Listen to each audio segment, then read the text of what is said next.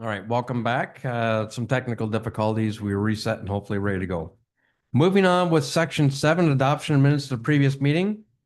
They include the regular meeting of council held June the 5th, 2025, and the statutory planning meeting held June the 5th, 2025. Those minutes have been circulated. If there are no errors or omissions, I would seek a mover and seconder for the following: that the minutes from the regular meeting of council held June the 5th, 2025, and the minutes from the statutory planning meeting held June the 5th, 2025 be approved as presented. Moved by Deputy Mayor Weisler, seconded by Councilor Emerson. All in favor? That's carried. Thank you. Skipping down to section 11, physical services and emergency services. 11.2, reports to council. Item A, we have report PS 0725 by Ed Rollison, manager of capital projects, water wastewater, regarding the wastewater treatment plant capacity. Good evening, Mr. Rollison. Good evening, Your Worship and members of council. A lot of information to take in this evening regarding wastewater capacity. Bit of background information. First off, council will remember that back in 2022, the following resolution was passed regarding a sanitary sewage capacity study update. This was conducted by CJDL Consulting Engineers.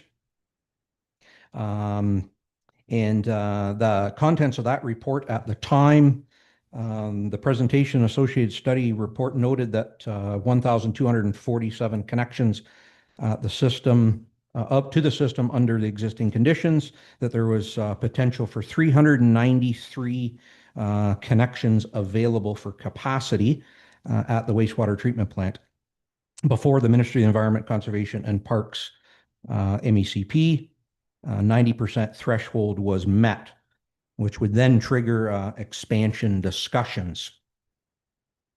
Since late 2022, development pressures in BAM have increased. BAM has seen a significant increase in development interest associated with subdivision development. In 2024, BAM realized a very busy building year. Staff advised that interest for development and building services has continued in earnest into 2025, with 3 subdivision applications being received this year already. And development services revenue have already well surpassed budgeted revenue projections for the entire year. Getting into the discussions of this report, the 2022 sanitary capacity study revealed the requirement for upgrades at the Eden Pump Station to accommodate growth in that serviced area. This project is currently ongoing with an anticipated completion of late 2025. Study further indicated that the wastewater treatment plant was at 68% capacity based on 2020-2021 flow data. This percentage include inflow and infiltration into the sanitary system due to wet weather conditions. Staff believe that 12 to 15% of the annual flows are as a result of inflow and infiltration, specifically due to illegal connections from sump pumps connected to the sanitary.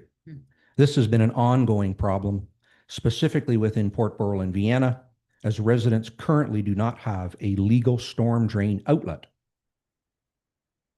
This concern could be mitigated, and the wastewater treatment plant would benefit if progress were being made with regards to the stormwater system upgrades.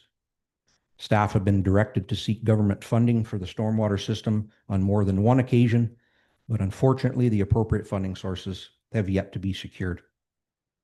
Wet weather conditions continue to be a significant concern for all municipal infrastructure. The wastewater treatment plant currently has a design capacity of 1,060 cubic meters per day, as per the system's environmental compliance approval. Based on the previous mentioned 68% capacity, 90% capacity, or 954 cubic meters, would potentially be met with 393 new units within the sanitary serviced area. This estimate was derived from utilizing the MECP design standard of 275 liters per person per day, assuming 3.1 persons per unit. The actual flow number would obviously fluctuate based on the total number of occupants as well as wet weather conditions. which tend to be seasonally and particularly enhanced in the winter and early spring. Since 2022, the municipality has witnessed a significant increase in infiltration from wet weather events, which affect total flows at the wastewater treatment plant and therefore capacity being utilized. The recent figures are as follows. The chart before you shows from 2020 to 2024 with a range from 62% upwards to last year in 2024, 73% capacity being seen. Compared to 2022, the additional 115 cubic meters due to infiltration and inflow is using upwards of 135 units worth of capacity from the wastewater treatment plant. This is significant. Based on the above, the wastewater treatment plant is effectively operating at an average flow of 73%. Based on daily and monthly data collected from the wastewater treatment plant, much of the increase is due to infiltration events in the winter and spring due to melt and rain events, where the ground is particularly or fully frozen and illegal connections, being the sump pumps, are adding stormwater into the sanitary, thereby using important development capacity. This can be visualized in the table that we have here below, where 28 new units have been added in this development since 2022. Approximately 135 units worth of capacity, however, has been used. The municipality continues to experience residential development interest. Since the CJDL report, BAM has approved 84 new units or lots for development through subdivisions and has another 70 units pre-approved as legacy development. These are known as McNeil, Charles, and Otter Creek, for a total of 154 units based on subdivision development. The listing below here shows the locations from Straffordville to Port Burwell, currently approved, and the number of units. And we've also listed here the number of units developed by the end of 2024. So we can clearly see the number of units that have been approved. It's slowly coming on, and we anticipate that to continue to develop. BAM has also received 3 subdivision applications in the first 4 months of 2025, as we previously said, which total approximately 85 new units yet to be considered by council. In total, and excluding the 28 units that have been developed and connected to the system prior to the end of 2024, there is the potential for approximately 211 new units or lots to be added to the sanitary system at a total flow of an additional 222 cubic meters per day to the wastewater treatment plant. Based on a continuation of the 2024 actual average flows, a potential increase of the 222 cubes per day would bring the wastewater treatment plant capacity to a 93 to 94% capacity threshold, resulting in the need for a development moratorium or a wastewater treatment plant upgrade should all outstanding development be approved. Council should be cognizant that the average annual daily flow, which is what the MECP 90% threshold is based on, experiences its own peaks and troughs throughout the operating year. As noted earlier, the actual flow number will fluctuate based on the total occupants within a unit and the weather conditions. For instance, if the winter and spring months, it is common for the wastewater treatment plant to experience heavy wet weather daily flows that will take the facility to 110 to 125% of its design capacity. And while the wastewater treatment plant can handle these peaks currently, they are intermittent, and additional development will increase the odds that the wastewater treatment plant may come against a weather-based event that is beyond its maximum operational parameters and will require a bypass. To date, this has not occurred, but the chances increase as the overall annual flow rate at the wastewater treatment plant increases. Wastewater treatment plant upgrades generally require a 3 to 5 year window to complete. Wastewater treatment plant expansions is included in the current 10-year capital budget as capital items WW10, 11, 13, and 14. These items combine for a 2026 to 2030 project at a very high level estimate of $36 million, which includes land acquisition, if that's needed, environmental assessment, engineering, tendering, and of course, construction. Since BAM has retired its remaining Ojibwa debt obligations, the municipality has its full debt capacity available. BAM's current maximum debt capacity is approximately 23.7 million and insufficient to fund the expansion without significant federal or provincial support. Considering the state of the wastewater treatment plant's capacity and ongoing development interest, staff felt it prudent to advise council of this information as reasonably possible. More information, however, will be provided to council under a separate report, which will include information from Arcadis regarding some possible options for addressing the remaining unallocated wastewater treatment plant capacity and additional information on the potential for enforcement measures regarding the prohibition of private stormwater connections into the sanitary system. Staff have already engaged Arcadis on this matter. Staff will also provide capital updates for the 2026 to 2030 budget specific to the wastewater treatment plant upgrades. A key takeaway is that council should be cognizant of development approvals on the sanitary system moving forward until the capacity limitations are addressed. Any additional approvals outside of subdivision applications already are accounted for and received by the municipality will add additional strain to the system over and above what is discussed in this report. This does not mean that council is required to approve the approximate 85 new lots or units received via subdivision application in the first 4 months of 2025. These subdivision figures were provided for full illustration purposes regarding potential capacity implications. At this time, Your Worship, there's a recommendation before you. I would take any questions from council if there are any. All right, thank you very much for that sobering report, Ed, and it is sobering. Just to recap, you're suggesting that the infiltration is the equivalent of 135 units capacity? Yes, Your Worship. It has the potential at times, and the report specifically mentions inflow and infiltration, Right. primarily within the areas of Portborough and Vienna. This is not a new problem. This has been ongoing for a number of years. Staff have actually attempted to mitigate some of that problem. We have actually successfully mitigated some, specifically flat-roofed buildings in Portborough and Vienna that utilize a larger drain for that roof, 6-inch typically.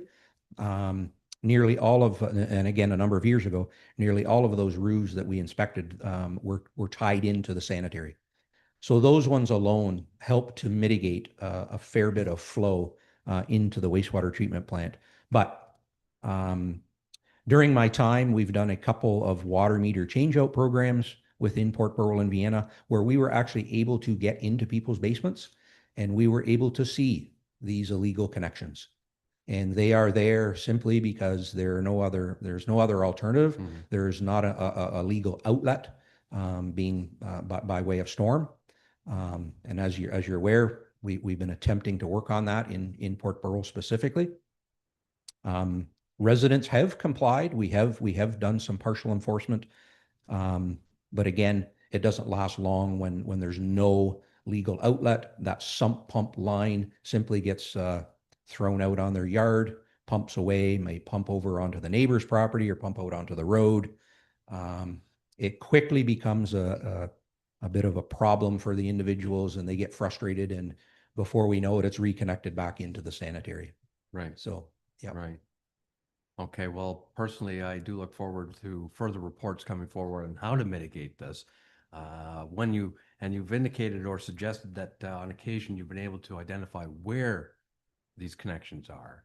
And you're suggesting that overall there is compliance to remove those connections, but you don't know where they all are. That was the question, and I expect that'll be in the next report of where do we find these? How do we deal with it? And I guess as a comment, if we could, in a perfect world, free up that infiltration.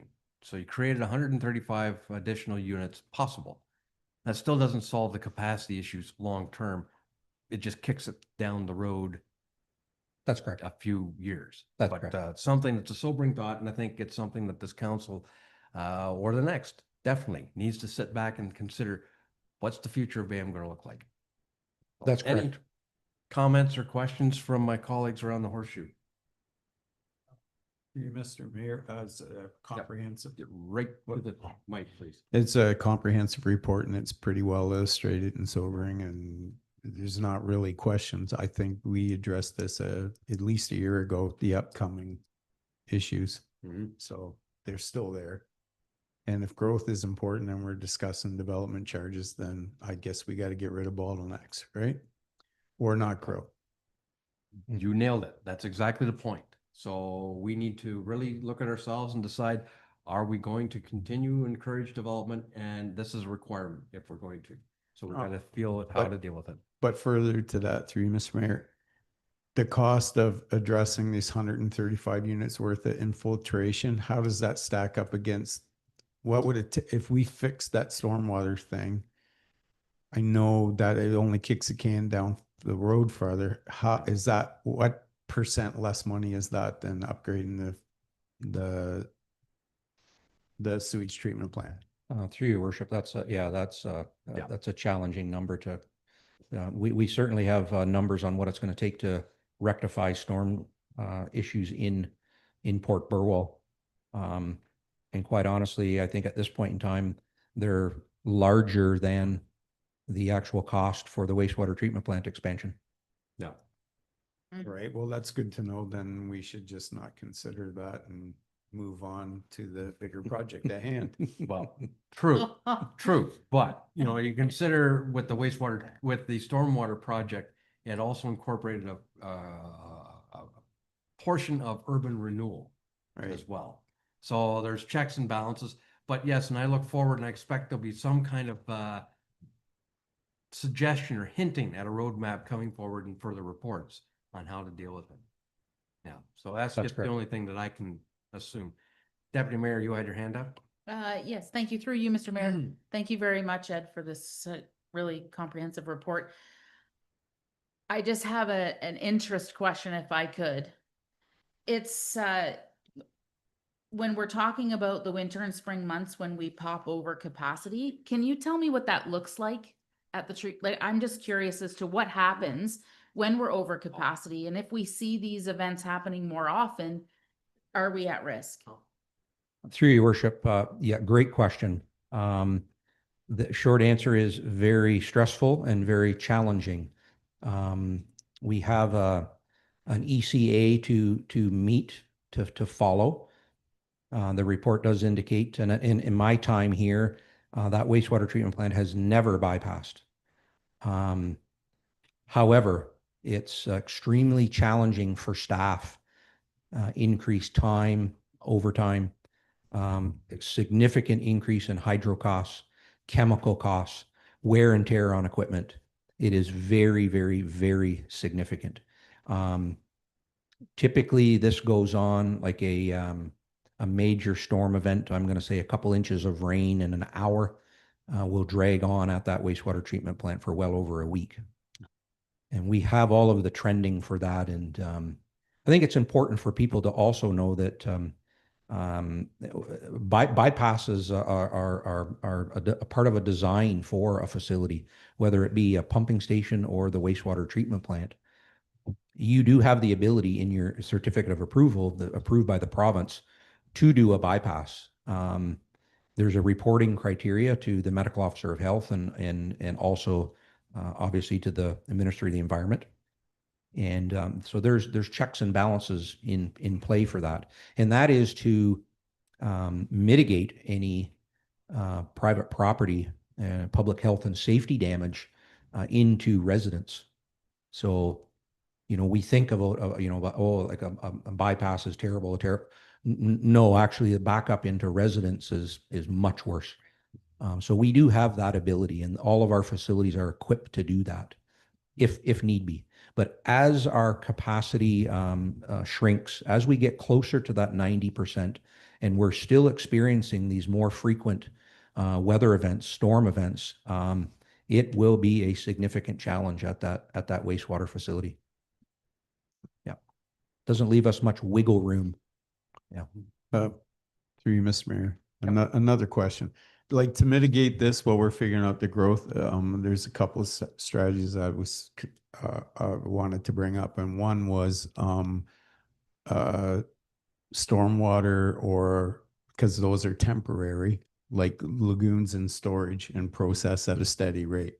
Is that an option for consideration? Like you have a lagoon and process it as you can, not during the flood event, and avoid a bypass? Through your worship, this is again, that's a great comment, because there's a number of facilities that do that. And essentially, what we're dealing with in a roundabout way is kind of a combined sewer system where we have storm and sanitary. And yes, that's not uncommon, Councillor Emerson, for the combined or storm to go to a large lagoon, or, something that can take a large volume of water and then treat it accordingly. So that's not an uncommon practice. That could be something that could be looked at, albeit that is one that needs significant lands to deal with. But yeah, it's certainly something that could be looked at through the process of a potential wastewater expansion. Okay, thank you. And then one final question to staff, I guess, and for your consideration. While we're trying to sort out through this problem and to encourage growth and maintain growth and increase the tax base, wouldn't it be prudent to adjust policy and a 5-year plan to develop housing on tier 2 where we have water but not septic? Because then you could use septic tanks, because we already have the water system in place, like i.e. Plank Road or Brownside Road, where there are water lines, or north of Port Rural, but not sanitary. Something for consideration, for sure. Hmm. Yeah. More to follow, right? Yes. Okay. Mhm. Anything further from any member? All good? Again, thank you for the information, Ed. You're welcome. Yeah. We have a motion that reads a report PS 0725 regarding wastewater treatment plant capacity be received for information. Deputy Mayor Weiser will move. Councillor Froese will second. All in favor? That's carried. Thank you.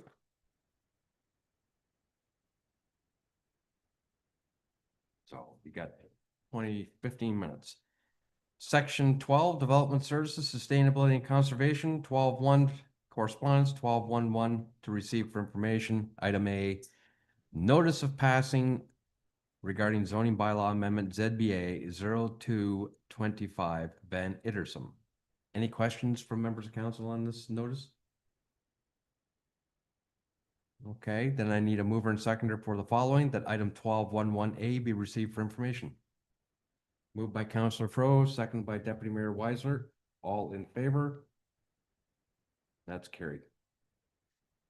12.2, reports to council. I guess 12A has been removed, so we're dealing with 12B. Report DS 2825 by Margaret Underhill, Planning Coordinator, Deputy Clerk, regarding consent application E2425, excuse me, Heritage Grown Inc. at 57238 Light Line. Marg. Good evening, Your Worship and Council. The report before you is for consent application E24-25, submitted by appointed agent Jesse Froese on behalf of Landowners Heritage Grown Inc., proposing to sever a parcel containing a single detached dwelling located at 57238 Light Line. They propose to sever the parcel of approximately 0.26 hectares and to retain approximately 82.41 hectares. And the intent is to create a residential lot with a single detached dwelling that is surplus to the needs of the farm operation. Elgin County Land Division Committee will consider the application on June the 25th. The planner's memorandum attached, dated June 11th, analyzes the application subject to the PPS, the Elgin County OP, BAM OP, and our own zoning bylaw. The standard conditions for a surplus dwelling include rezoning both the severed and retained lands, a digital copy of the final survey, planning report fee to the municipality, and the purchase of a civic address sign for the retained lands. In addition, in this case, the owner would be required to demonstrate legal access to the retained lands, either through a registered easement over the severed lands or through an access permit for a new driveway. The removal of the southwesterly greenhouse in its entirety. Provide copy of a registered easement for the overhead utilities crossing the severed lands to service the structures on the retained lands. Disconnect from the existing well on the severed lands to install a new well on the retained lands with testing results. And further, staff and the planner have reviewed, they recommend the support of the consent application for the severance for the surplus farm dwelling with the recommended conditions that are before you. And I leave it with you, your worship, for any questions. Thank you very much for that report, Mark. Took me a while to determine where exactly this parcel is. I know where it is now. Okay. Okay, does anyone have any questions for staff on this application? All good?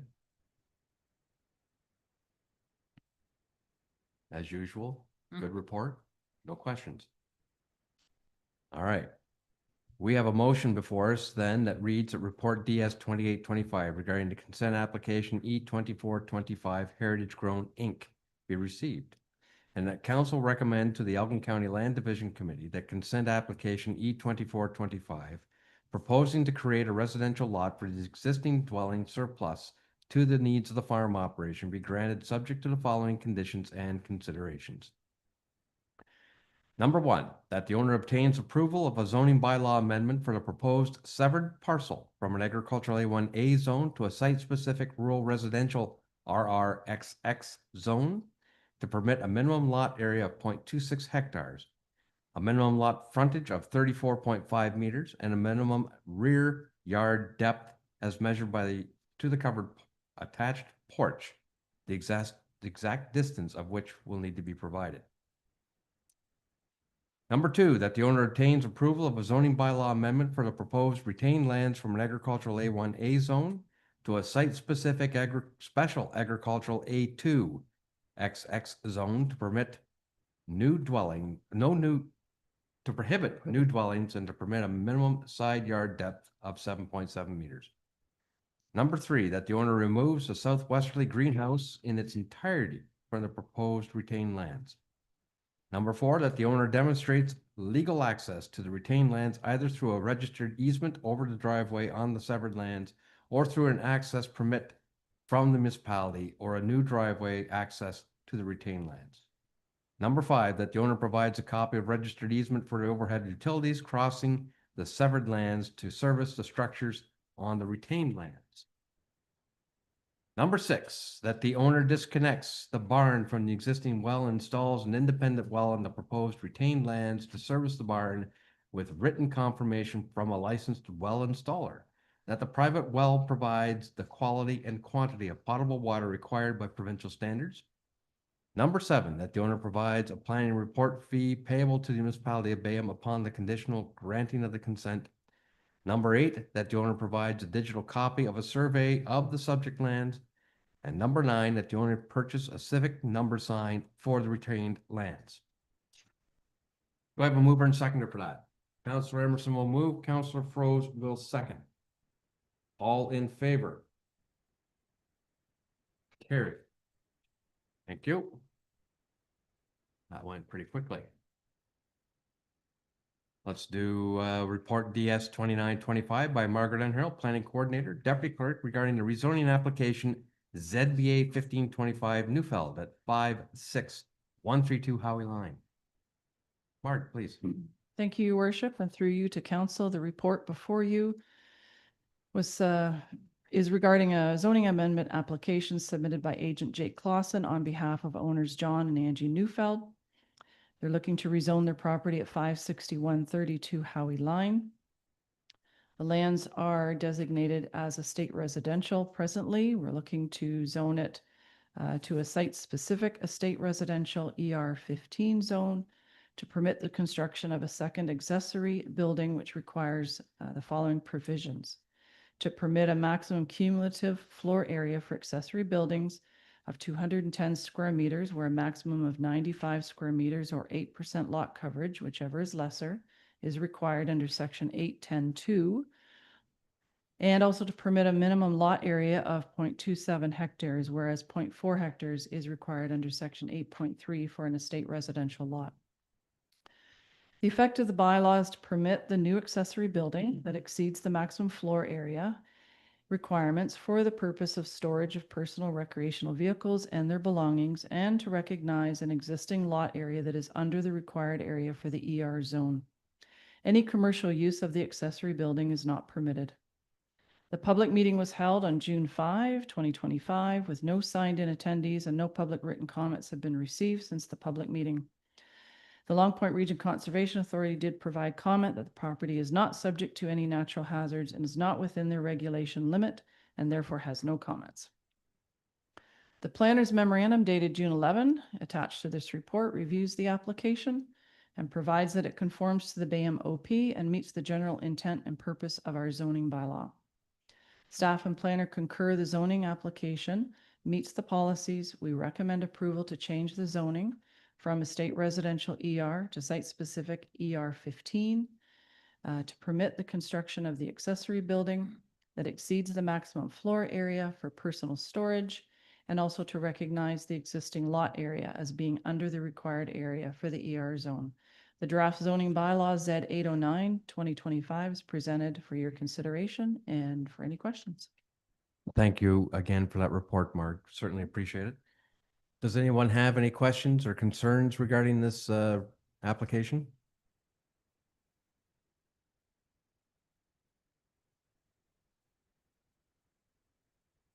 Seeing none, we have a proposed motion before us then that reads Report DS 2925 regarding the Neufeld rezoning application ZBA 1525 be received for information.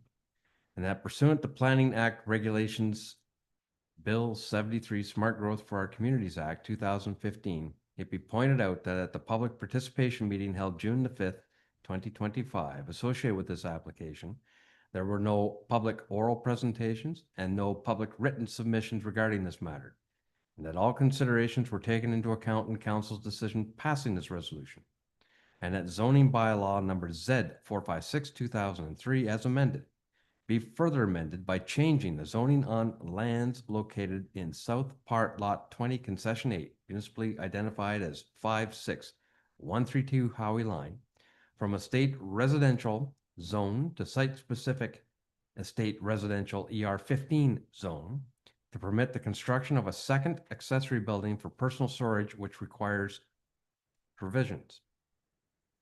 To permit a maximum cumulative floor area for accessory buildings of 210 square meters, where a maximum of 95 square meters or 8% lot coverage, whichever is lesser, is required under section 8.10.2, and to permit a minimum lot area of 0.27 hectares, whereas 0.4 hectares is required under section 8.3, and that zoning bylaw number Z 809/2025 be presented to council for enactment. Do I have a mover and seconder for that? Deputy Mayor Weiser and Councillor Emerson? All in favor? That is carried. We have 7 minutes before a public meeting. You think we can do this one, Marg? Sure. Okay, moving on then with report DS 3025 by Margaret N. Earl, Planning Coordinator, Deputy Clerk, regarding OPA number 39 and zoning bylaw amendment ZBA 2724, 1498855 Ontario Inc., 92 Edison Drive. Please, Mark. Thank you, Your Worship, and through you to council, the report before you. A little bit of background we'll start with that on May the 15th, regular council agenda, bylaw 2025-037 and zoning bylaw Z 807-2025 were considered. At the May 15th meeting, under section 3 of the agenda, The CAO noted that items 12.2A, 14D, and 14H were to be removed from the agenda as staff were notified after the posting of the agenda on the day of the meeting that the Long Point Region Conservation Authority missed providing comments and wished to do so. CAO Thayer noted that should council wish to consider the report, that a resolution noting so could be passed. Council did pass a resolution to have the items remain on the agenda for consideration. After the consideration of that, the resolution was passed, that the staff report was received for information, and that the result was the consideration of OPA 39 through bylaw 2025-037. That was adopted, and then the zoning bylaw Z 807-2025 was also passed. So the discussion is that the Long Point Region Conservation Authority correspondence was received on May the 16th and later revised, dated May 28 and received that same day. Their concerns were in regards to the listed permitted uses, specifically bed and breakfast lodging or tourist home. And by including this use, they consider the official plan amendment and zoning bylaw amendment to not be consistent with section 5.2.3C of the Provincial Policy Statement 2024. The LPRCA correspondence is attached to this report. The required official plan amendment record was prepared, submitted to the county on May 30th. The record included the LPRCA correspondence. Municipal staff were notified June 6th by the county that they had reviewed and corresponded with the LPRCA regarding their concerns, and that prior to proceeding with county review of OPA 39, the LPRCA concerns are addressed and that the application be consistent with provincial policies. The county correspondence dated June 6 is also attached to this report. After further discussions with the county, municipal staff and planner concluded that the process forward is a new zoning bylaw to repeal and replace zoning bylaws Z 807-2025, whereby bed and breakfast lodging or tourist home are noted as removed from the listed permitted uses. The applicant agent, county, and LPRCA have advised that they have no objections to the amendments to the zoning bylaw. The LPRCA correspondence dated June 11 is also attached to this report. The planners have advised that no further public meeting is required per section 34, subsection 17 of the Planning Act. Staff and planner recommend the approval of draft zoning bylaw Z 811-2025. Once approved, the zoning bylaw will be added to the OPA number 39 record, official record, and submitted to the county.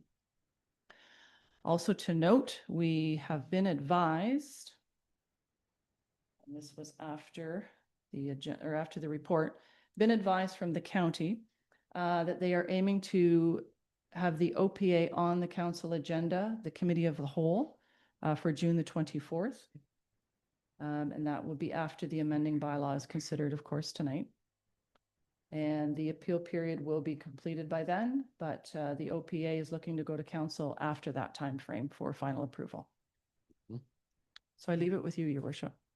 All right. Thank you very much for that report. Does anyone have any questions? No? Okay. I've got 2 minutes to read this shorter resolution. Thank you. All right. We have a motion then that reads that staff report DS 3025 regarding official plan amendment number 39 and zoning bylaw number Z 807-2025 for 1498855 Ontario Inc. be received for information. And that no further public meeting is required per section 3417 of the Planning Act, and that the zoning be changed on the southwestern portion of the subject property from the current Holding Village Residential 1R1 H2 zone to a site-specific tourist commercial C32 zone, limiting the proposed use to a maximum floor area of 450 square meters. That's 4,843.76 square feet in order to permit the proposed micro distillery use with an ancillary interpretation and information center on private services. and that zoning bylaw number Z 811-2025 be presented to council for enactment. Mover and seconder, please. Councillor Froze, Deputy Mayor Weisler. All in favor? Carried. Thank you. Well done, Mark. Yep. Okay.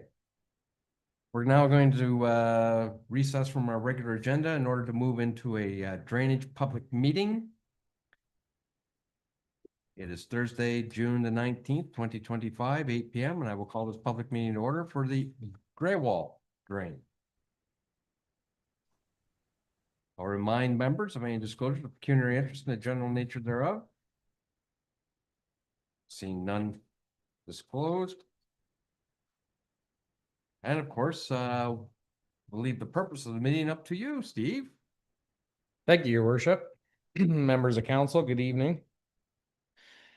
Yeah, the purpose of tonight's public meeting is to consider the report submitted by Spreets and Associate, report number 223284, dated April 28th, 2025.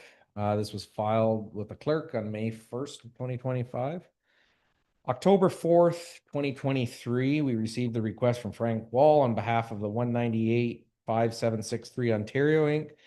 for the property, best known for the Sandytown subdivision lands. It was a condition that had to be met for a legal outlet for the subdivision, for their stormwater runoff. So on October 19th, 2023, council appointed Spreets and Associate to make the examination and to report back to council for consideration.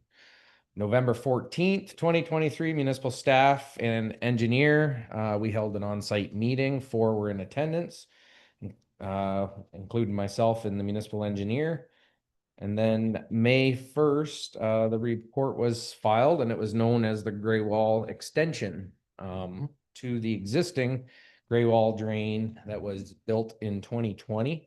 That drain runs along Sandytown and outlets down Stewart Road approximately 700 meters onto the lands known as the Serenity lands. The report before you that was submitted by Spreets has a new outlet. The bottom portion of this drain was actually deemed in really rough condition.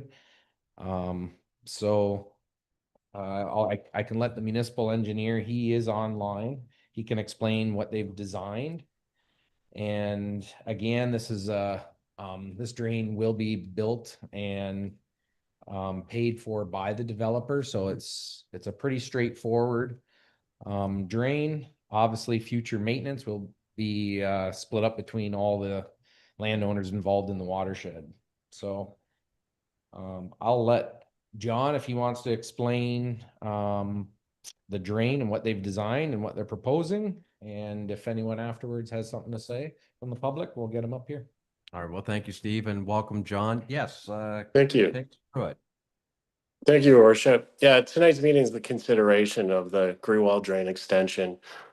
Essentially, as Steve said, as a condition of severance, the subdivision had to have a legal outlet. The subdivision being proposed contains the stormwater management ponds, which will alleviate flows to pre-development conditions. But there was still a concern that the drain downstream of Stewart Road, and especially the road crossing, was in poor condition. Steve cambered it. It was not great. It's a mixture of tile, various sizes.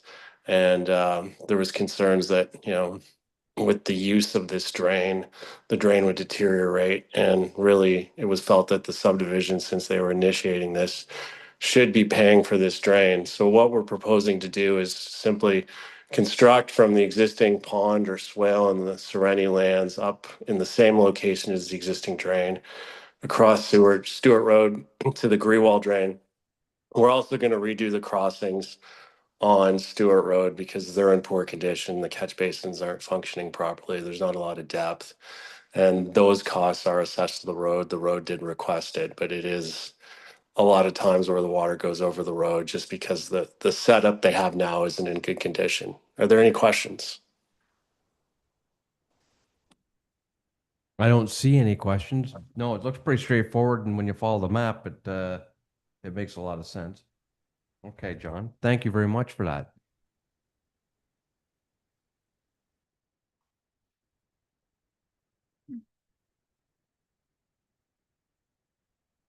Okay, that's the engineer's remarks. Or is there anyone from the public here who wants to speak to this particular drain?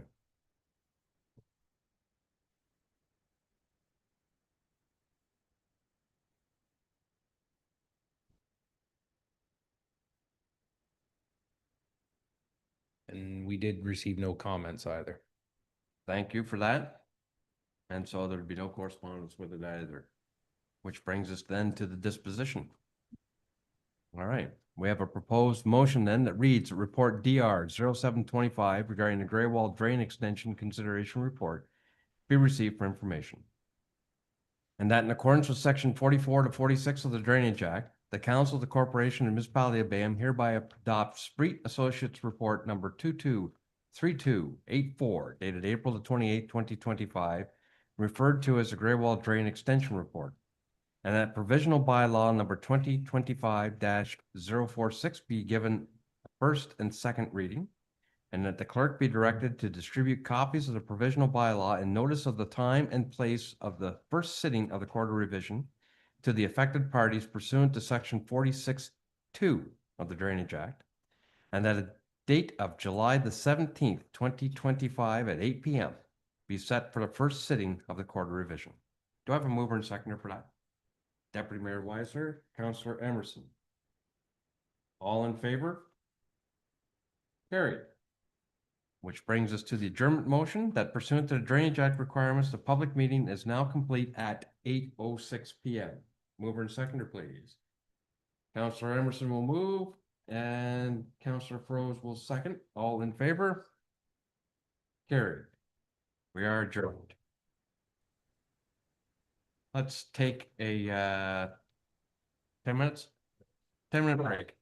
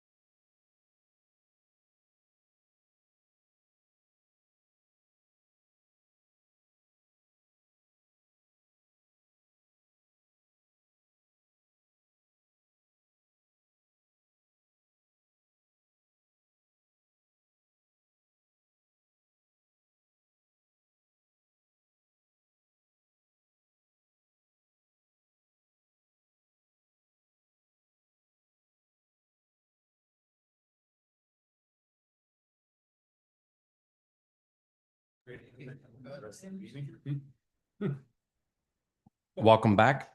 We left off at section 13, finance and administration, 13.1 correspondence, and 13.11 to receive for information. Item A. From the Township of Georgian Bay regarding floating accommodations, a position paper. And item B, the County of Elgin regarding the Elgin County Economic Development Update. Does anyone have any questions or wish to draw attention to any of these pieces of correspondence?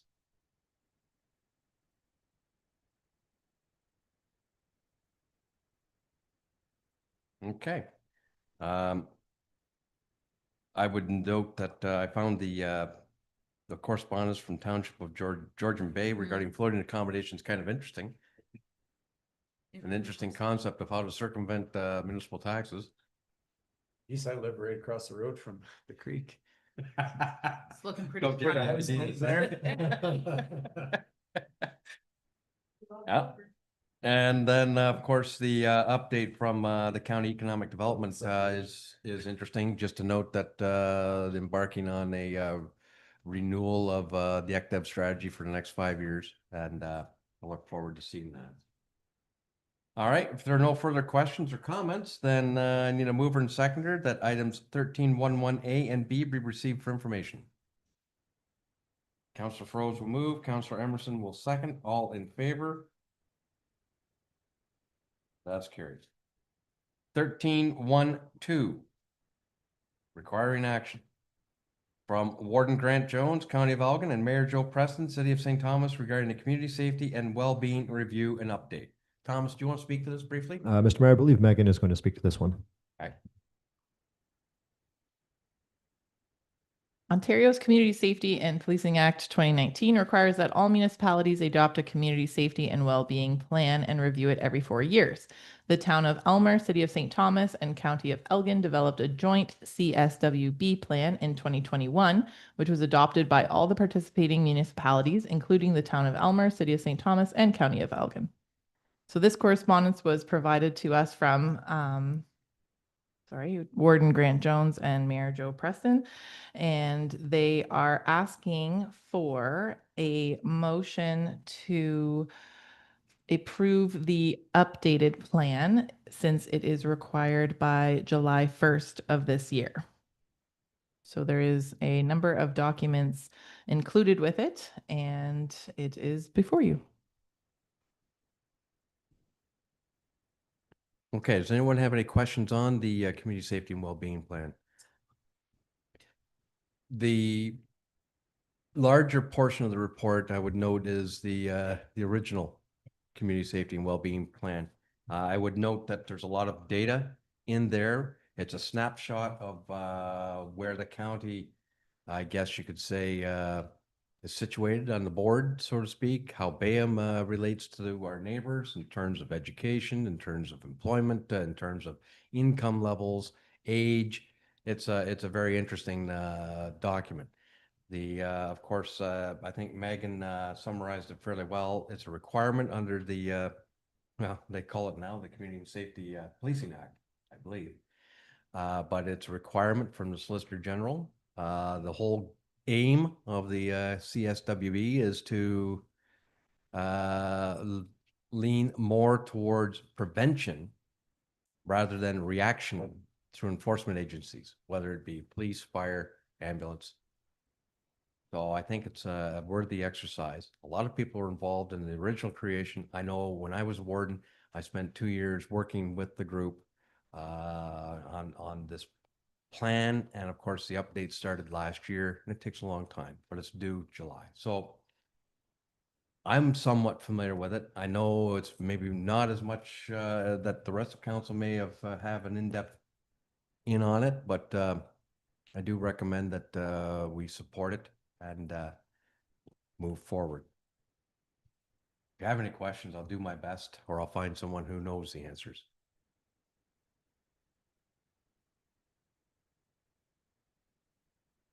Okay. For 100 and some odd pages, that took a lot Yeah. quicker than expected. All right, we have a proposed motion that reads that the correspondence from Warden Grant Jones, County of Elgin, and Mayor Joe Preston, City of St. Thomas, regarding community safety and well-being review and update be received for information, and that the council of the municipality of Bayham hereby endorses the Elgin St. Thomas Community Safety and Wellbeing Plan update, and that a copy of the Elgin St. Thomas Community Safety and Wellbeing Plan and the 2025 update be posted on the municipality of Bayham website. Do I have a mover and seconder for that? Deputy Mayor Weiser, Councillor Froese, all in favor? That's carried. Thank you. 13.2, reports to council. We have report CL 0425 by Megan Elliott, clerk, regarding the 2025 municipal assistance request, the second intake. Megan, please. Thank you, Your Worship. Through you to council. This report outlines the applications received during the second intake for municipal assistance requests. There is only one request, which is the Port Burwell Legion Remembrance Day Parade. Their request is basically the same as previous years. I think the time looks a little bit different. It says it's going to be at 12:50 p.m. on Sunday, November 9th. And they do not have any funding requests, so just the typical parade route. And then noted in the report just outlines that because this was the second and last intake of applications, there has been no further funding requests. So the municipal assistance budget should then sit at approximately $1,560. So there is a little bit of a reserve there to utilize for OPP traffic control for the approved road closures that we currently have from all the other events. So that's where that sits at this time. And there is a recommended motion to approve the Legion's requests with all of the typical requirements. And I will leave it with you. All right, thank you, Megan, for that. Does anyone have any questions or concerns?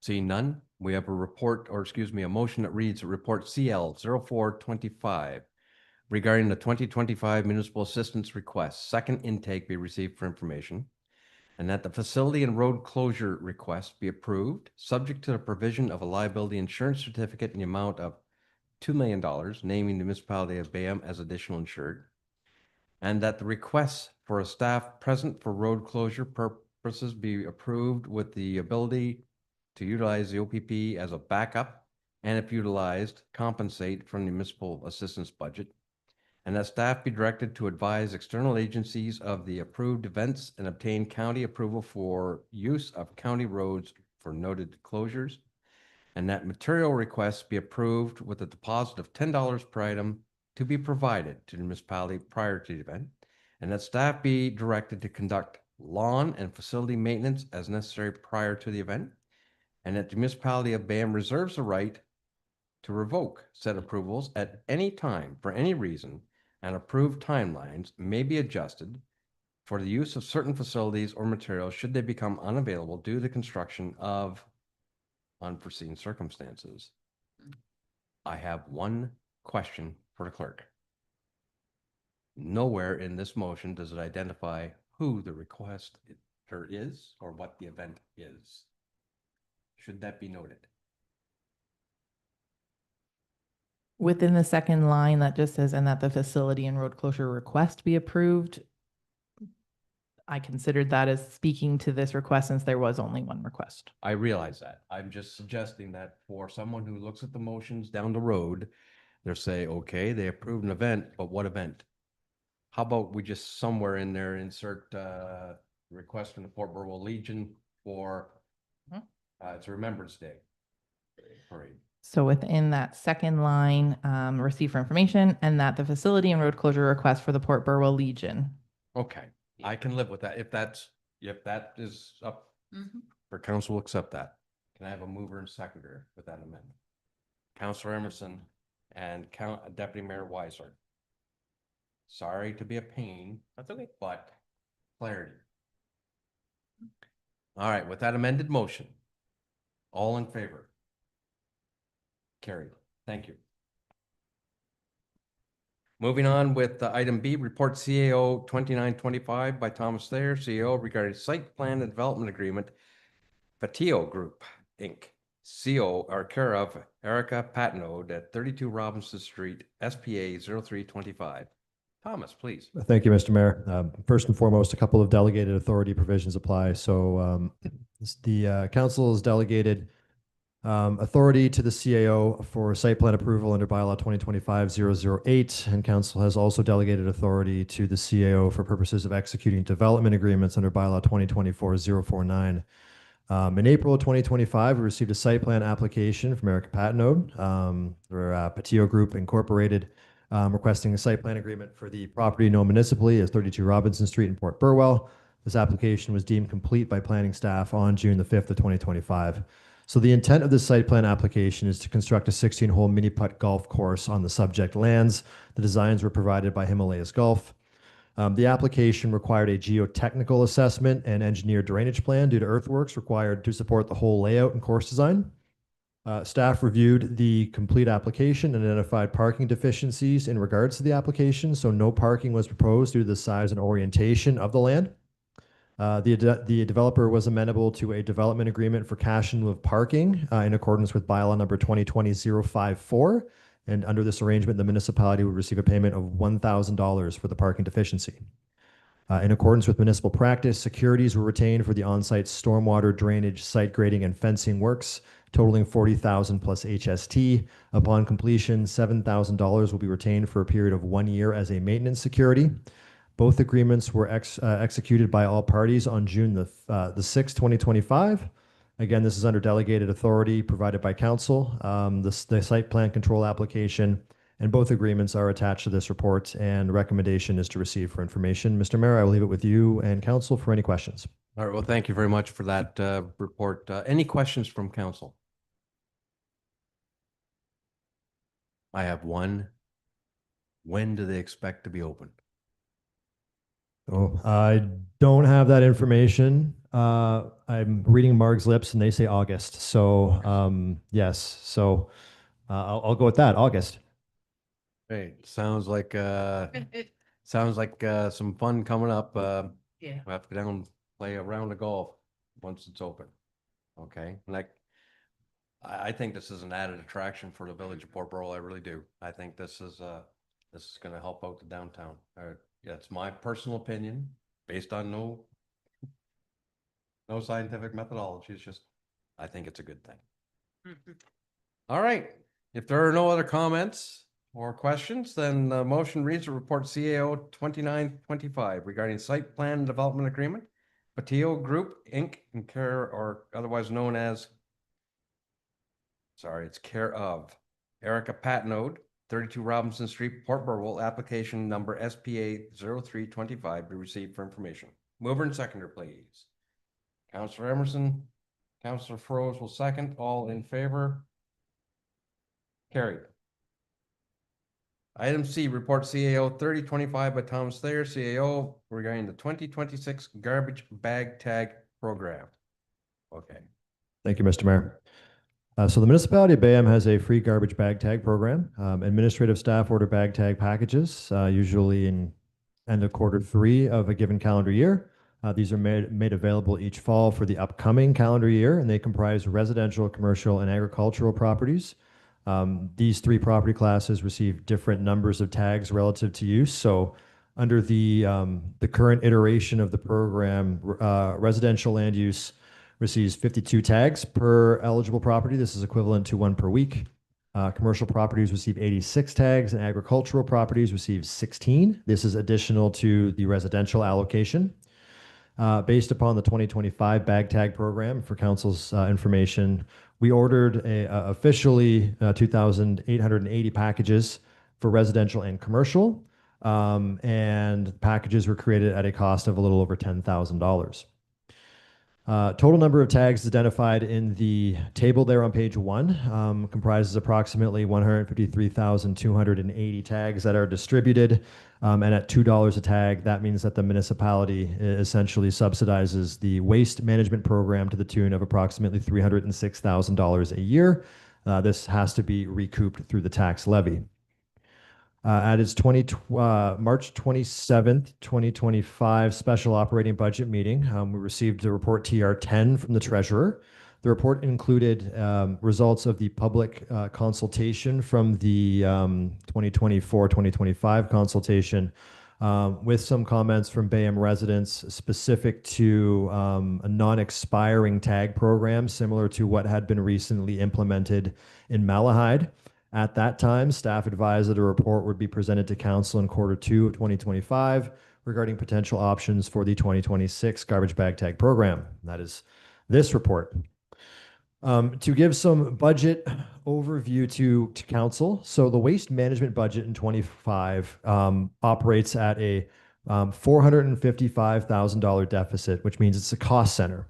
And this budget for 25 has $35,000 in projected revenue. Most of that is from additional bag tag sales versus projected expenditures of $490,000. Annually, bag tags comprise an important portion of our revenues. Again, noted the average revenue over the last 4 years has been approximately $32,000. This is approximately 16,140 extra tags sold in a given year. The tax levy covers the balance of that deficit for the functional area. In regards to the budget itself, there were no specific changes made to the waste management budget. So the numbers that presented are sustained, and this is what we are currently working with for 2025. And this report is being presented to council with the option to repeal the free tag package program or make changes to it, potentially moving it to a full user pay system or move it closer to that. It's being brought forward at this time to ensure that staff have time for implementation and included in the 26 draft operating budget, and to ensure communication with the public. We do have our summer newsletter coming up, and we're working with an internal deadline of mid-July to get information compiled for that. So this report being considered now, should council choose to make a decision on any changes or the status quo, would then be able to be included in that communication with the residents. As some additional background under the discussion section, so the municipality's bag tag program dates back to 2012. This was when Bayham awarded a curbside waste management RFP to Norfolk Disposal as part of an integrated waste management plan with Malahide and Central Elgin. There was a joint RFP issued at that time. The original cost of bag tags was $1.50 each, and there was a significantly higher bag tag allotment. So that's noted again in the chart there on page number 2 of the report. And what you'll see in that is that between 2013 and 2016, each year there were changes to the program. So consistent reduction in the free tag allocation in the package from 2013 to 2016. And you'll note in 2015, the price of bag tags increased from $1.50 to $2. And since 2016, there have not been any changes to the program. In comparison to some of the neighboring municipalities, this information was pulled off of their website to compare our existing program with what area municipalities provide. So some municipalities do provide free tags. Central Elgin is a bit of an outlier. They have a bin program that we don't have, and their tags are significantly more expensive. What you'll note is that no other municipality has an expiring tag, or specifically advertises that it has an expiring tag. So there is significant merit to moving towards a non-expiring tag for 2026. And what council will also note, aside from Malahide and Elmer and Oxford, so there is Southwold and Thames Center have $2.50 a tag. And I know it's outside of our area, but there are a couple of municipalities in Grey Bruce that have recently increased to $3 a tag. So I'll get to that a little bit later about the merits of potentially increasing that price point. With respect to non-expiring tags, obviously Malahide has transitioned where some of the budget comments had come from. The main benefit to Bayham transitioning in this direction is the elimination of tag waste. So currently, any bag tag not used by an eligible resident or business owner is discarded at the end of the year. And this includes the tags that Bayham purchases for itself or for participating vendors to distribute to local businesses or residents as additional tags. If those aren't used, then that is essentially waste, and that is something that it's public funds not utilized towards their ultimate goal. So switching towards a non-expiring tag would eliminate this waste and then can be accounted for reasonably easy as part of the annual budgeting and audit processes led by the treasurer, which has been confirmed by the treasurer. There are no significant drawbacks to moving to a non-expiring tag. Residents would still be able to purchase tags as needed at a price set out by council while not having to worry about their using their tags before the end of the particular year. And any unused tags can then be carried over until the next year. Recommendation under this section would be to move towards a non-expiring tag for 2026 and then to permit that smooth transition to allow the 2025 tags that aren't used to then be carried over into 2026 to eliminate waste from this year. In regards to the bag tag allocation, so the allocation has not changed since 2016. Currently, the way that it works is the municipality orders tags in the fall and they're distributed from the municipal office in person to eligible parties. They attend the office from October of a preceding a calendar year into the new year to collect their packages and to allow administrative staff to log the receipt of the package in our own tracking software. We use our financial software for that. Usually the peak for this is, you'll see a little bit right around Christmas, but mostly it's, early January and February where the lion's share of businesses and residents will come in right after. So it's a significant spike in administrative time to administer this program at the start of the year when we're trying to get our feet under us. So what I will note is that we've ordered 2,888 packages for this year. We only have 144 residential packages left and 16 commercial packages. So when you're considering the numbers in the rest of this report, we believe that they are a reasonable estimation for what ultimate subsidies and cost recovery look like, given that there is a history of us tending to run out of tag packages as we get into the mid-year with new residents and new builds, and having to order some additional packages. We generally use up all of our packages. Again, noting the staff time in the report that goes in December through January to provide and do the administrivia to distribute the tag packages to residents and businesses. Council does have the option to reduce or eliminate the bag tag package program or maintain the status quo. So when considering the following sections, staff do advise that we don't have a method to accurately track the number of unused tags once the packages go out. So from household to household or business to business, we don't know if there are some tags that don't get used. We have no way of really tracking that. We were making some generalities based upon the number of tags that we distribute as part of the program at the start of the year. So the first option here is a status quo. And under a status quo option, obviously, BAM would maintain the current bag tag package allocations as noted on page 1 of this report, resulting in an ongoing estimated $306,000 tax levy requirement to offset lost revenues associated with free bag tags. Second option is reducing the allocation. So for instance, cutting the allocation in half, which would mean an additional up to $153,000 in user fee revenues, which means that the tax levy would be $153,000 less than it otherwise would be in 2026. This equates to a 2.28% decrease on the levy. And under this scenario, staff will still have to acquire bag tag packages for distribution, which does not address staff effort over December and January, particularly to distribute packages to eligible parties. Third option for council's consideration is the complete elimination of the allocation. This would mean that user fee revenue increases by $306,000. It has the corresponding effect of decreasing the tax levy by $306,000 approximately, which would then decrease the percentage by 4.57% based upon when compared to the status quo. The additional benefit is the overall reduction in staff time required to address the package program. Instead, staff time would be required to spread out over the year as businesses and residents attend the municipal office, potentially more frequently to acquire additional tags.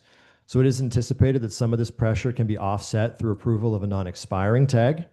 And being able to communicate now may mean that we can sell some additional 2025 bag tags as a way to smooth the transition into 2026. But we would also we would recoup the staff time required to distribute the packages and to order the packages, and we recoup that $10,000 to build those packages essentially. So staff are recommending the elimination of the bag tag program. This is again noted later in the report. In regards to the price model, current cost for an additional tag is $2. The last increase was 2015. However, since that time, general accumulative inflation has totaled approximately 30% based upon October CPI figures from 2015 to 2024. So a 30% bag tag price increase is 60 cents or $2.60 a tag. Under current bag tag allocations, the additional revenue generated by a higher price point could be $9,000 or $10,000 as status quo. However, the overall subsidy then would increase because the price of tags is increasing. It's worth noting in the table, there's some comparisons for scenarios. So it's no change to the program would be the status quo model for the allocations. A reduction is seen as cutting it in half. Elimination is obviously elimination of the free bag tag program. And there are some scenarios that identify a tag price change to $2.60, just given the inflation that we've seen cumulatively over the last 10 years. And there's also one that identifies what full cost recovery would look like, which is essentially an elimination of the free bag tag program and a $2.97 price tag. Under all the other scenarios, we're running deficits, which require some sort of levy subsidy, but to lesser degrees depending on what the scenario entails. So overall, staff are recommending transitioning to a non-expiring tag with the elimination of the free bag tag package program for 2026. And instead of going to $2.60, we go to $2.50 because it's a rounder number and it'll be easier for staff and vendors to manage when individuals are buying multiple tags. However, we do recognize that all three changes at once may be too significant for residents and businesses and council to consider. Council may opt to refer discussion around a price increase for individual tags to 2026 for future consideration, or may direct a price increase effective January 1st, 2027, which would stagger the implementation of changes discussed in this report. And if this is the case, staff would still recommend proceeding with the non-expiring tag and the elimination of the free bag tag program. So, Mr. Mayor, I know this is a lot to digest. Figure, though, however, that this is the right time to put this in front of council for 26, so we have enough runway to implement any changes and to communicate that to residents. I'll leave it with you and council to discuss, and if you have any questions, I'm available. And Marg is also here still. She generally leads the package acquisition and that sort of thing, and know the treasurer, she may have some comment as well. So again, Mr. Mayor, I'll leave it with you. All right. Well, thank you very much for that report. There's a lot to digest, as you say, Thomas. Let's open it up for some discussion here. What are your thoughts, council? If I have to lead off, I will suggest I do like the idea of the non-expiring tag. Like to me, that's a no-brainer moving forward. Maybe just for edification for council, when this was originally instituted in 2012, the whole premise was trying to meet provincial goals of waste diversion, getting it out of the landfill and getting more recycling to take place. And of course, in those days, there was an income stream from the MRF, which doesn't exist anymore. Still, if we can encourage more recycling and keep this further away from the landfill, less tipping fees, so lower waste disposal costs for us. So with that background in place, I'm still of the opinion that, okay, let's move forward with non-expiring tags. I don't have a problem with that. I'm not sure. I don't know if we want to jump in all together with the elimination of the free tag system, or if you want to transition. Perhaps Steve, you're here, and Thomas as well. What kind of incidents have we got of garbage thrown out in our ditches within the last couple of years? What have we got? Mr. Mayor, I have fairly regular conversation with Steve about illegal dumping, because we had this conversation back in 2021 where we were seeing a spike in it. Maybe Steve can nod on his end if I'm saying the right stuff here, but we've seen a reduction in illegal dumping over the past 4 years. Steve is nodding, so that's good to see. That's my comment on that. Okay, Councillor Frost. Thank you, through you, Mr. Mayor. I too had that same concern. full elimination, I'm, in the long run, I think I'm in favor of it as well. I do have a, like, so if you're a landlord, this is really good, your taxes are going down, but if you're a tenant, and you have to go buy your own tags, cost of living just went up, right? So I, I am in favor of it, but because just the simplicity of it and the non-expiring tag is definitely a must. Thank you. Deputy Mayor. Thank you through you, Mr. Mayor. I am not in favor of an elimination program, to be honest with you. I think we've asked a lot of our residents in the last little bit. I would consider a transition period. I'd even consider $2.50 for additional bag tags. Definitely a non-expiring tag for sure, but I am not in favor of a full elimination program at this time. Okay, thank you for that. Maybe think about what a transition program might look like and maybe explain a little more on that. If you want to go to Councillor Emerson, come back. Okay. For sure. Councillor Emerson? Well, I'm kind of maybe agreeing with Rainey in this. And I think in the past, if you had ever lived on a dead end road, it's really not nice to clean up garbage bags on a regular basis. So that problem does not exist on my road anymore. So I think we're kind of thankful to having, and you know, I could call the municipal office and have them clean it up or whatever, but someone's got to clean up the mess. And we still have some little messes that have to be cleaned up by time to time. There was just one a couple of weeks ago. So I know there's concerns about budget and time and everything else, but there's also concerns about environment and staff time cleaning up messes. Yeah.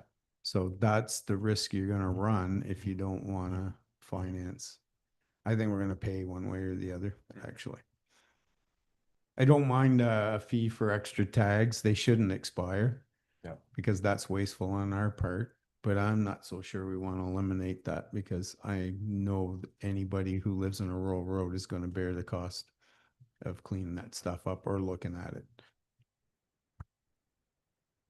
Okay. Let's simplify it even further. Is council satisfied that if we, it's not the status quo, but it's a modified version of it? Are you thinking of providing a full 52 tags free or a portion of that? There hasn't been any change, as Thomas said, since 2016.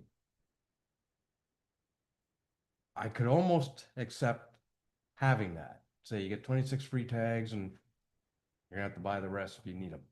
But I don't know. That's what I'm asking. Is this something that you think would be palatable for the community?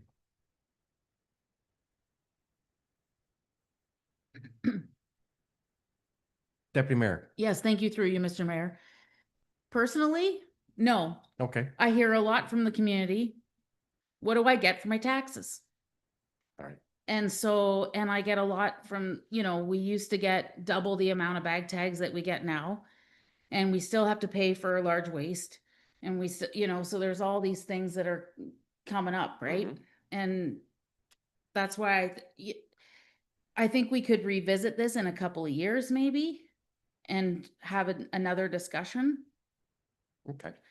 And looking at the chart, and I thank staff for the hard work that they did on this report. But, you know, you look to your neighbors who are literally a dime throw away here and they get 60 free bag tags a year. They're like, Malahide gives out free Yeah. bags. yep, Okay. 60 in Malahide, and their bag tags are only $1.50 to purchase. Yeah. And they never expire. So when you look at that and that proximity, I think what we offer our residents is fair. And if we're looking at an increase on additional bag tag costs, then I think we need to be really cognitive of how many we're giving out for free. And I don't think one bag of garbage a week is unrealistic. Okay. Oh, there's a comment from Mark. Your worship, and to council, I just have to jump in. I've lived the program since 2012. Yeah. Oh, I just want to make a comment. and I'm not sure if this would work, Thomas, but I just want to pose the idea because it just kind of came up. What if we did the opposite? We allow every household to put out one bag without a tag. Mhm. If you want to put out anything else, you buy a tag. Then you're buying a tag for every additional bag that you put out to the street. Mm. But you would be allowed the one. Right now, we're doing these packages to give them the one free bag. Would it be go ahead, Thomas. Stop talking. No, thank you, Mark. Absolutely. This has been a discussion that we've had internally, and we've, had the discussion. Steve's been involved, Lauren's been involved. The difficulty with allowing just one bag at the curb without a tag is that we have no way to track how many units are actually in a house. Right? You could have an ARU, you could have a second dwelling unit, and if you're allowing one bag with no tag at the curb, what unit does that apply to? You could have one per, house and ARU. That's 2 untagged bags at a curb.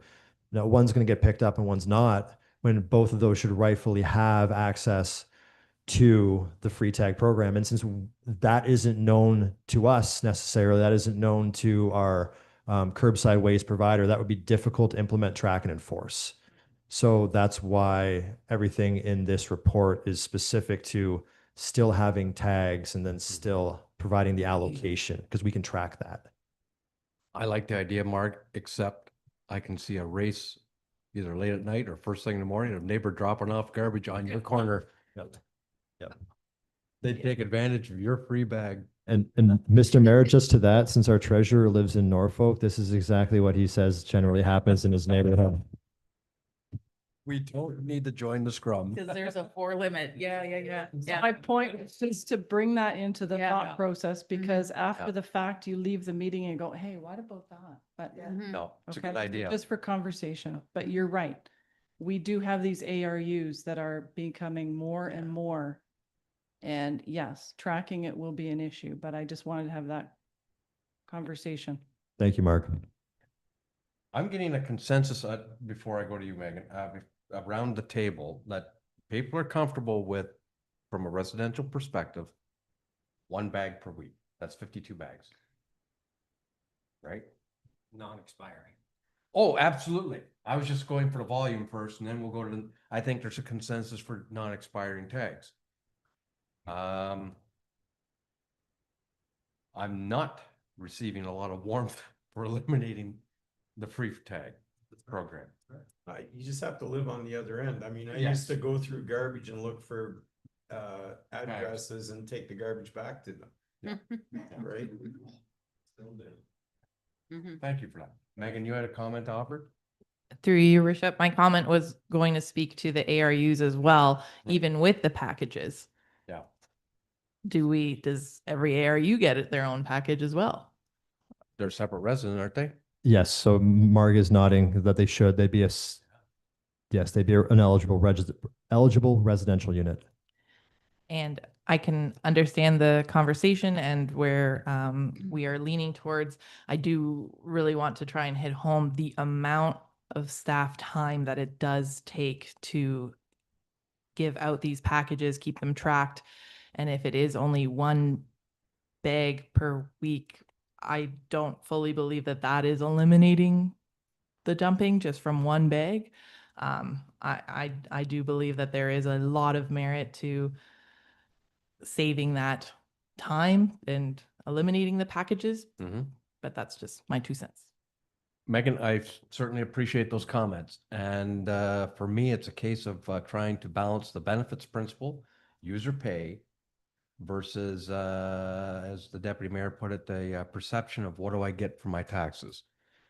And trying to keep garbage off the road. So that's, it's hard to do that, but Councilor Froese? Thank you, through you, Mr. Mayor. And then say I don't use my 52 and they're non-expiring. In the following year, now I have 20 extra. I can sell them on Facebook. Well, Makes sense. theoretically, Yeah. donate them. Don't Or- Is there yeah. something against that? Is like, Oh, donate We them. put ours in the food pantry. Yeah, so I mean, you can donate them through the food pantry for those who need them. That's an idea. First of all, I think council is fairly consistent on saying non-expiring tags. That's one. And my read is that council is not willing to do away with the free tag program at this point. I don't believe there are any changes to the volume or number of tags being contemplated by council. Okay, but we do recognize there's a fair amount of effort that goes into administering the program. I get that. I understand that. Yeah, Thomas, you have comments? I'm just wondering what council's thoughts are on a price point for additional tags. If we're going to look at the $2 price point, or if we want to go to 250, or what that is. I'd say I think we can compromise and bump it. Do you want to go to the 250 or do you want to go to $3? $2. $2 or 250? You want to stay at 2? Renegotiate 2.25. Oh, God. I'm amenable to 250. 250. Yeah. It's not that bad. It's been actually, for 10 years or 9 years, Yeah. sitting at $2. For ease of math, you're right. Set it at 250. That's my suggestion. I don't think Councillor Froese supports that. Councillor Emerson, I think, could live with it. Deputy Mayor, I think, could live with it. Mr. Mayor, if I can. Yes, please. Just running some quick numbers here. So we subsidize through free bag tags to residences, agricultural and commercial properties to the tune of approximately 153 tags a year, 153,000 tags a year. We sell approximately 16,000. So that 16,000 is indicative of like 10.5%. So if we consider that relative to what the average resident gets right now, that means the average resident is purchasing an extra 5 or 6 tags a year. If you're increasing by 50 cents, then the hit to that property owner is a $1.25 to a $1.50 for the year for those extra tags. So really, realistically, that's what we're looking at if we go to 250. Yeah. Councillor Froese? 250 is $3. Sorry. Thank you, through you, Mr. Mayor. Another savings to the municipality will be the leftover packages, right? If they're non-expiring, we don't have to pay for them, right? And then, Purchase less the following year. yeah, Yes, that's correct. If we don't distribute all of our residential and commercial packages this year, we will have extra 2025 tags to use. So we don't have to, necessarily go and order more of those. But and Mark can confirm this, but we ordered a few extra packages this year because in the last couple of years we've ran out and had to make packages on the fly. So we generally don't have a lot of packages left over at year end. And we already have very few remaining or mid-year. We expect those to go before the end of the year as well. I'd be surprised if we ended up with more than, a few dozen left by the end of 2025.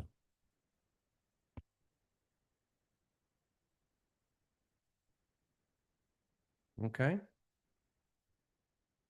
Megan's been busy smithing out a resolution here. Should we hear what she has to say and then see whether it's something that council can support?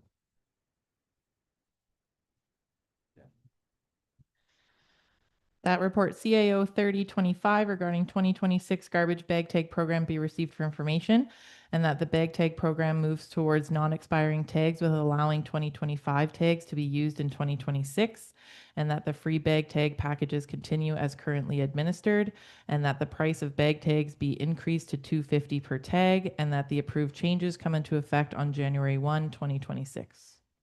Okay, having heard that motion, is anyone willing to move that? Deputy Mayor, anyone willing to second it? Okay, Councillor Emerson. All in favor of that? And that is carried. Thank you. Okay, thank you very much for that. Garbage is always one of those things that's hard to deal with. And again, even back in 2012, I gotta admit, I was one that was not in favor of a price per tag. Thinking that if council or the municipality wasn't going to reduce it on their budget, then there's no way I was going to go out and reach into someone's pocket again. But it's a perception thing. So eventually we'll get there. Yep. Okay. Thank you again. Moves us on to section 14, the bylaws. We got one here that we don't need to deal with, or we got them all? They're all there. All righty.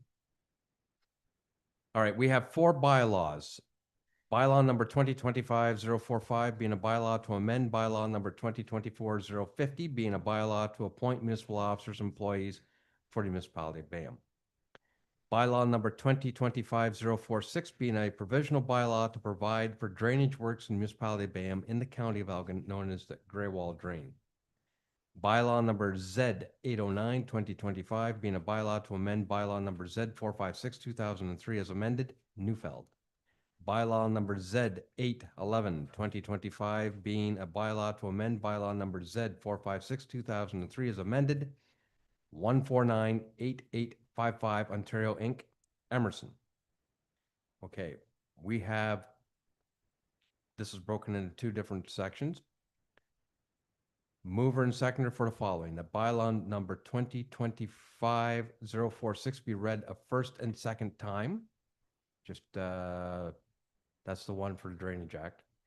And that bylaws number 2025-045, Z 809, 2025 be read a first, second, and third time and finally passed. We got a mover and seconder for that. Deputy Mayor Weiser, Councillor Emerson, all in favor? That's carried. I'll just wait for Councillor Emerson who wants to participate in this one. Oh, probably not, but what about 14A? That's the one. That's where we're, oh, you wanted to ask questions about that? Yeah, Okay, park employees. yeah. Why is it, I refresh my memory, why is it desirable to have provincial authorities enforcing bylaws in our municipality? This, Property. yes, this is an arrangement that's been in place for, it's like a legacy agreement with the provincial park that they will assist, and whenever they have new staff come on board, they have been in contact with the clerk on this to get them properly appointed by bylaw. So this isn't something that's new. This is something that has been in place for a number of years, and it's to provide assistance in proximity to the provincial park. It's not for general enforcement, No, it's not. because we're starting to think that we're such a unruly bunch in Ward 1 that we need 7 bylaw officers, so I was just Well- kind of questioning that. Perception is everything. Okay, fair enough. Okay, I fair. should I ask just for wanted a to clear question that on up. that, I yeah, just- okay. Right. The second one is the bylaw Z. 8/11/2025 be read a first, second, and third time and finally pass. Can I have a mover and seconder for that? Deputy, no, we want to step away from that. Optics are better, you do. Deputy Mayor Weiser will move. Councillor Froese, I hope would second. All in favor? That is carried. Thank you. Welcome back to the table. Which moves us then to section 16, other business, and we'll be moving into an in-camera session. The motion would read that council do now rise or enter into an in-camera session at 9:06 PM to discuss a confidential item regarding personal matters about an identifiable individual, administration, and item B, confidential item regarding personal matters about an identifiable individual, advisory committees. Mover and seconder, please. Councillor Emerson will move, Deputy Mayor Weiser will second, all in favor, carried.